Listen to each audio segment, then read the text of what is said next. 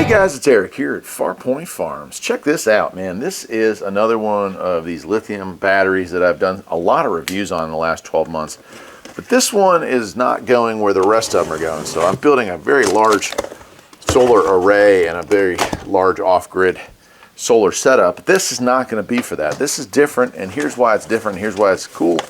This is a self-heating 100 amp hour 12 volt battery. Self-heating. And I think that's a really neat technology. Hopefully that's a little more compact too. So 12.8 volts, 100 amp hour, of course, low temp cutoff protection, self-heating from Temgot. And it is, model number is LM12100. 1280 watt hours, 100 amp hour, of course, 100 amp. Max discharge current, 100 amps, so she can really take a beating. But here it is, and I'm going to bring the camera in closer here in a second, but it has a digital display up top that gives a lot of information there, so we'll go through that as well. We've got a manual here, so let's go ahead and take a look at that, and then I'll move the camera closer in, and I'm going to show you what we got going on. The reason that this is not going with the rest of the collection is this one is going to be powering our new chicken coop. So here's a picture of the coop. It's actually a patio well 8x10 metal building that we just put in, and this is going to go down there. This is going to be set up with 200 watts of solar and a small solar charger like this one here, and this is just going to power two things, right? All year long it's going to power our automatic chicken door. That's the door that opens in the morning to let the chickens out and closes at night. And in the winter months, and that's why it's so important that this have the self-heating function, this is also going to power it's like a little tray. Then it only uses about 20 to 40 watts depending on what mode it's in. But it is a heater for our water, so the chicken water doesn't freeze down there. Now it doesn't get below freezing too many days. I'd say probably 60 days out of the whole winter we're having overnights with frozen water. So during the daytime this will charge off the 200 watts of solar, and at night when things cool off this will then power that water heater down there. Water heater, it's water warmer to keep things going. So that's the plan. It takes about 20 amps of charge current. I'm not going to be throwing quite that much at it, but there we go. And it's saying it stays above 12.5 volts until it is 90% discharge. So that's pretty cool. You can connect it to a solar charge panel. You can connect it to a plug-in. It says here at 20 amps the battery will be fully charged in around 5 hours.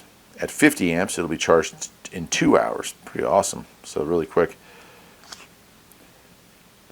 And then actually, this is kind of nice. It has float and it has your charge like settings. So if you're going to hook this up to a charger, charge limit voltage 14.6, over voltage is 15 volts, discharge 10.8, 11.6, and 12.4. About the heating function, the BMS will turn on the heating function automatically inside the battery to ensure the battery runs at the best condition when starting charging. When the temperature is lower than 32 degrees Fahrenheit, current of charging will provide electricity for heating film inside of the battery. When the internal temperature reaches 41 degrees Fahrenheit, the BMS will immediately close the heating function, and all current will then go to charging the battery. Interesting, huh? And it talks about long-term storage, connection tips, 4 in a row or 4 wide, parallel versus serial, or both. BMS also has a high temperature disconnect. When the internal temperature of the battery reaches 167 degrees Fahrenheit, it'll stop. This is a really nice manual, by the way. Charge and discharge curves. I mean, this thing is pretty cool. Wow, yeah, very in-depth. And there's an app for this, I'm not kidding you, so that you can monitor the state of charge for this. So years ago, and you have to dig around through the videos to find it, on ours I bought an aftermarket visual BMS. Like, even though the batteries have BMS, I bought a system BMS that tells me how many amp hours of available rating I have in my battery bank and all those things there. This has got it built in, and you can use an app on your smartphone to monitor that from elsewhere. So that's pretty cool. Yeah, the battery comes with a 2.8-inch touchscreen. You can view it in real time, state of charge, discharge and charging amperage, total voltage, and then it says at that rating. So like, I don't know exactly how long this will last. I could do the math on it, but this will tell me the math. I'll go down there on the coldest day of winter and we'll see how much it is drawing and how many hours this battery says it will take before it is discharged while keeping my chicken water warm. So there we go there, and then it even gets into the cells of the battery, so really awesome. And of course it has some warranty information here, and it ships with these protective caps in place. I'm going to go ahead and pop the bolts and covers in there, and then I'll end this video, like I said, by walking down and showing you our chicken coop, our new chicken coop. The old barn is being redone. We need a place to put our chickens. Right now it's full of stuff we've moved out of the barn because we're getting ready to pour new concrete down there. But we're going to move some stuff around and end up with chickens in there in the top field. So that's going to be our new chicken place. It's a little smaller than the old one, but I'm also getting a little older, so I'm not too concerned about having as many chickens. It gets a lot to take care of critters on the farm. If you have a farm, you know what I mean. All right, let me get the camera closer in. We'll take a look at the digital display here, and that'll wrap things up. And there we go.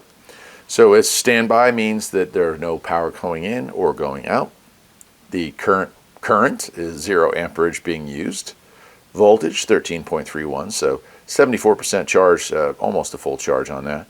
Its temperature right now 52.8 on the inside. Outside temperature right now is about 43, so that's pretty good. Of course we are in the garage, so that helps. It is touchscreen, so let me go to page 2. Discharge and charge is on, 100 amp hour. It has had exactly 1 cycle, probably from the factory to test. It tracks minimum and maximum temperature. Status is normal.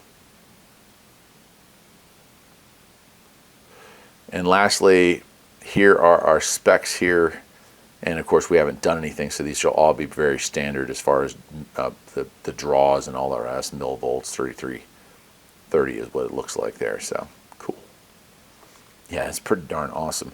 And so in its normal state, this will stay on. Everything will be on this, and these numbers will change as we need. That's a beautiful full color screen. Isn't it amazing how much things have changed when it comes to battery tech, or just tech in general? Like the screen like this would have been a relatively expensive piece of equipment back in the day, and now it's less expensive, and they can just slap one onto a battery. All right, well, let's take it down, and I will show you where it's going to live